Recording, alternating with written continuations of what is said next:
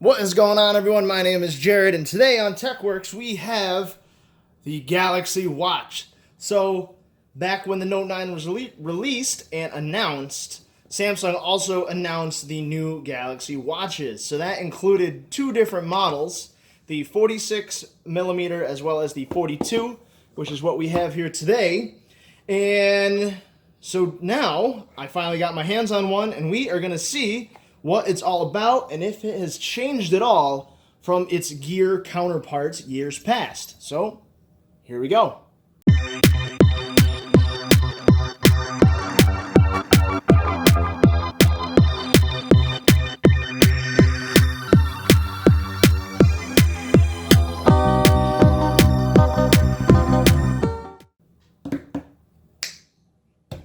Alright, so like I said, we have a couple different models of the new Galaxy Watch. We have the 42mm, which comes in Bluetooth and LTE, as well as the larger 46mm, which also comes in Bluetooth and LTE. So the larger 46 is more or less the same as the Gear S3 Frontier Edition. It was the larger stainless steel body with the same strap. Pretty much the same, except the Frontier kind of had this black color like this watch does here.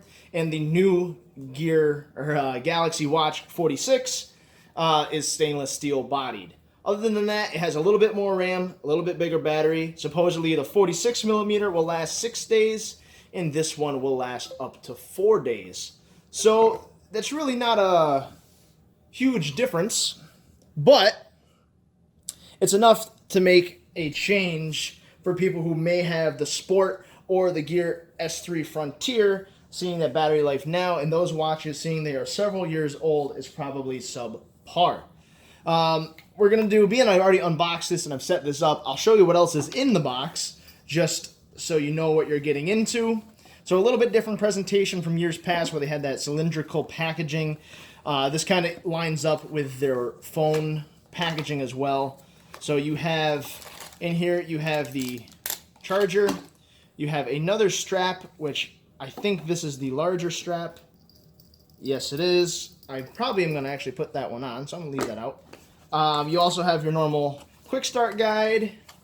You also have, in the other pocket, you have your cable as well as your charger. So these really haven't changed much from their other versions. They still use micro USB. They haven't moved up to USB-C yet. And now Samsung also has their Duo charger, so that means you could actually charge your watch and your phone at the same time. But we're going to leave this out. This is just like any other normal wireless charging. I will have to check out to see if normal wireless charging pads do work, or if it has to use its own, like last year's. So there is that. I'm going to show you quick how to change a watch strap. This isn't like the quick charge brick that you normally get with the Samsung phones. I think this is just their normal charger. So we're going to put that to the side also. So real quick, the nice thing about Galaxy Watches, which I have liked before with the Gear series, is that you can use a number of different bands. You don't have to use the provided one. So all this is a normal 22mm strap with a pin, I guess closure is what I would call it. So it's easy as taking the pin out and sliding the new one in. Super easy. You can go on Amazon. There is a ton of options, which, you know, you can get anything from fancy to silicone to sport. There's ones that look like the Nike bands that Apple Watch has. Tons of different options you have for bands, and super easy to put on, and they don't have to be first party. So that is nice, especially if you want to get a decent one and you don't want to spend $30 or $40. So the packaging, pretty much the same as it has always been. So now on to the main event, the watch. So the reason why I've always liked these watches is they look a little more substantial than your Apple Watch. In passing, this looks a little bit more professional, could look a little more classy depending on which one you have, and I think it actually fits your person more, especially now with the 42mm coming in two colors, this black, all black version, and the rose gold, which makes it a little more feminine, where last time with the gear watches, you really didn't have ones that were that feminine. You had the big chunky Frontier, you had the Classic, which I guess you could say could be a little bit more feminine, or the Sport, but all were pretty unisex. Now you distinctly have one that could be, girls can obviously wear the all black one, no problem, and they do have the rose gold if you do want a more feminine aesthetic.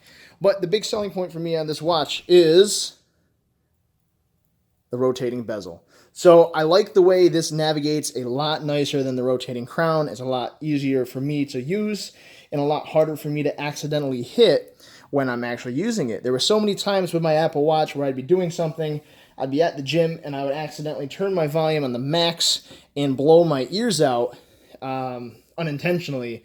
This is certainly just a little different. So this is basically the same interface. It is still Tizen OS, just like their other watches. So if you've had a Gear S3 or you've had a Gear Sport, this is going to be pretty familiar.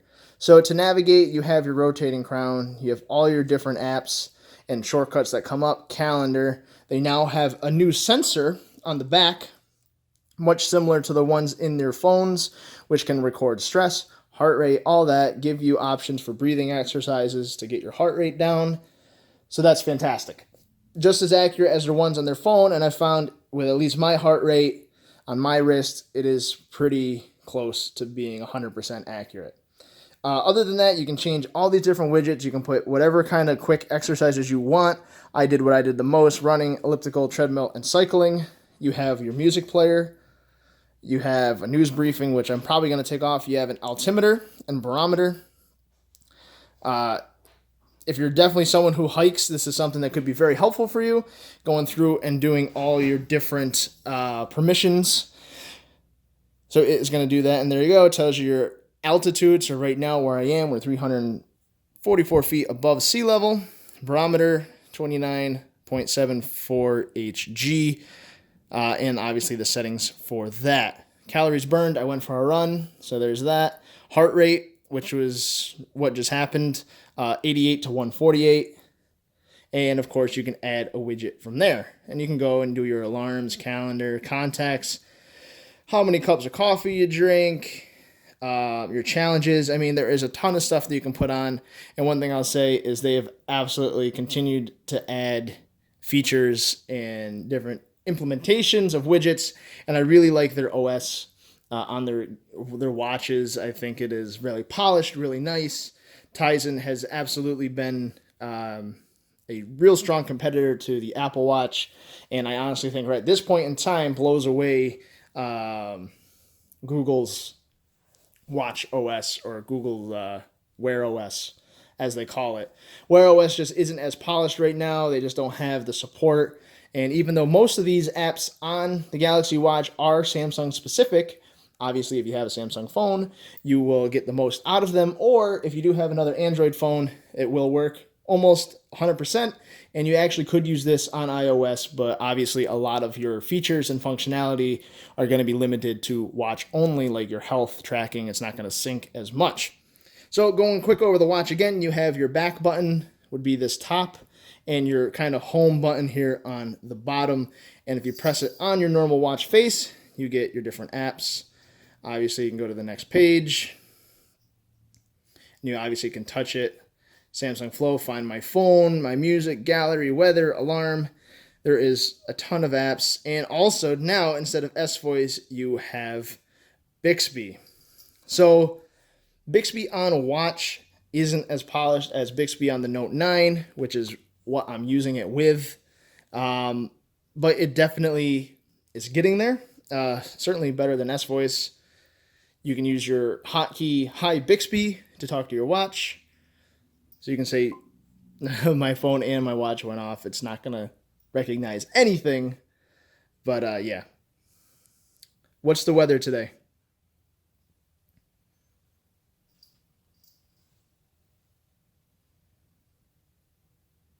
Got to grant access, and then there you go. So it does do pretty good specific watch things. What's the weather, calendar, set an alarm, all that stuff. Bixby does work, and I believe if you hold this top button, you get Samsung Pay. So a little bit different compared to the S3 Frontier Edition. You don't have the magnetic strip mimicking like you did. So this is going to be limited to just NFC, like the iPhone or other Android phones. If you want that magnetic strip mimicking, you're going to have to use your Samsung phone to get that. And that's perfectly okay. If you hold this button, you get your power off and things like that.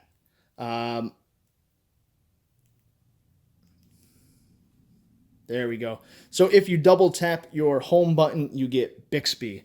So far the watch is basically the same as the S3 Frontier, just things got a little more polished. You swipe down and get your quick toggles just like normal. You have your display brightness, all that stuff that you normally had. You can max it out, leave it at 7, leave it at whatever you'd like. You have a whole bunch of different settings you can go through also. Different watch faces, always on display. As you can see, I just got an email. It comes up on the top. Watch always on, watch face order. You can turn your hourly chime on. Notification indicator is that little yellow dot that's going to come in on the side. Status indicator, background style, font, and all of those options. And of course, you can change the font, because what Android device do you not want to be able to change the font? Of course, font size as well. Sound and vibrations. Obviously, this phone has a speaker. You can answer calls as well as hear calls and alarms. You can turn your volume up, volume intensity, long vibration, ringtone. What do I have right now?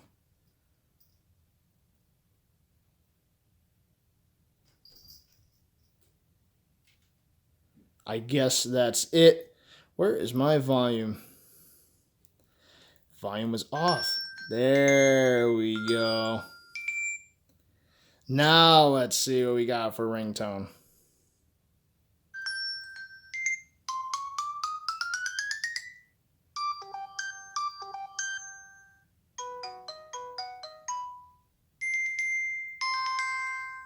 I'm going to leave it on morph because that was kind of cool.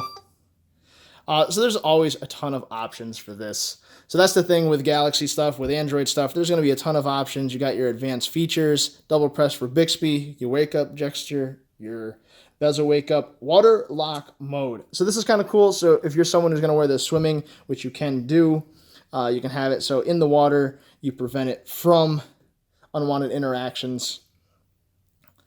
And obviously you will know when it has water mode, because you can see those two drips right there. Block touches and unwanted interactions.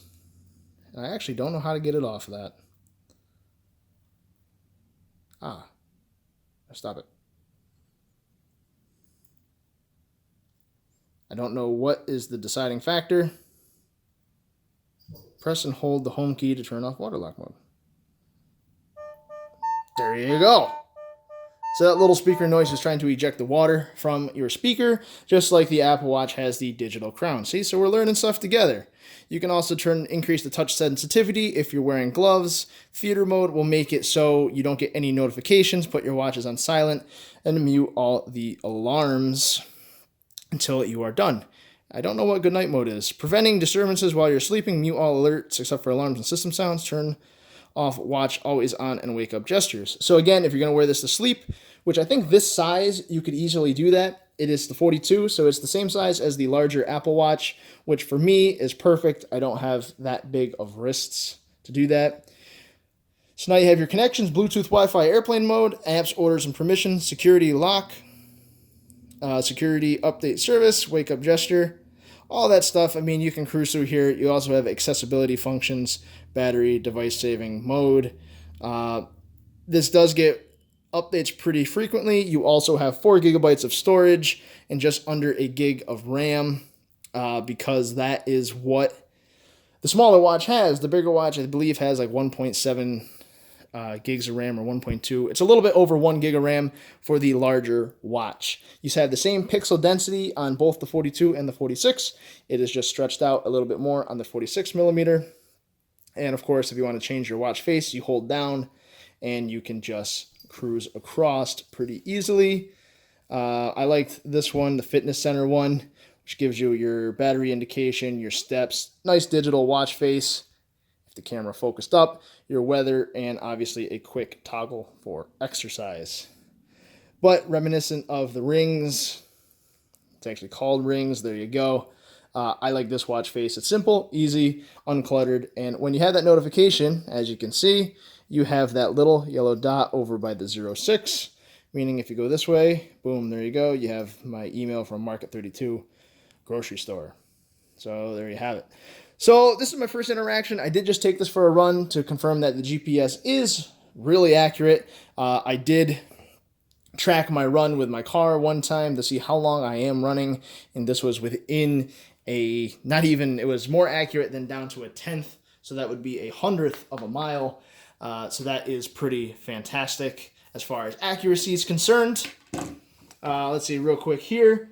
You have the extra strap size, which is large. On the side here, it says long battery life, auto fitness and tracking, supports 35 workouts, and swim ready up to 50 meters or 5 atmospheres. So you'll have no problem taking this into the pool, lake, ocean, whatever. I would absolutely be careful if you're going to take it into chlorinated or treated water, like a hot tub or a pool, because chemicals do have adverse reactions if they get inside. But again, you shouldn't, as well as salt water with the ocean. I would certainly either rinse it off quick when you're done, wipe it off, whatever, just so it doesn't stay inside the watch, because salt and everything corrodes.